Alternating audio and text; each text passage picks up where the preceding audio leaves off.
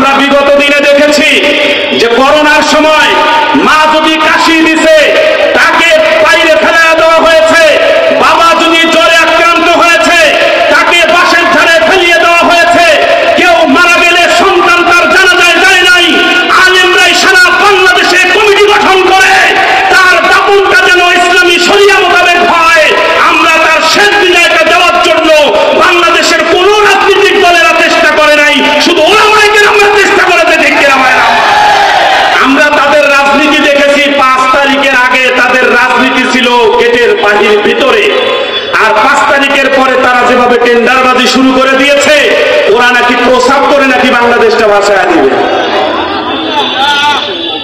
ও চাঁদাবাজ ও সন্ত্রাসী, কানটা খুলে শুনে নাও, সময় থাকতে ভালো হয়ে যাও। তোমাদেরই মতো ওরা করেছিল লুটতারাজ, দেশের মানুষ চাইনি তাদের সবগুলো আসতে সারা। জেলের ভেতর ফেসিবাদের সাজা থেকে শিক্ষা নাও, সময় থাকতে ভালো হয়ে যাও। তোমরা কেন চাও নির্বাচন? আমরা তো পাই সব বুঝি, খালি পকেট ভরতে গেলে নির্বাচন আসল বুঝি।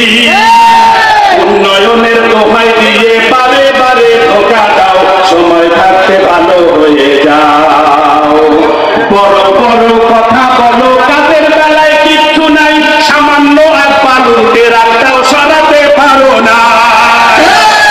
ঈদের পরে আন্দোলনের হুমকি দিয়ে চুপসে যাও, সময় থাকতে ভালো হয়ে যাও। যাও মুজাহিদ যাও এগিয়ে, সম্মুখে কদম বাড়াই, নেতা তোমার সামনে আছে, পীর সাহেব চরমনাই।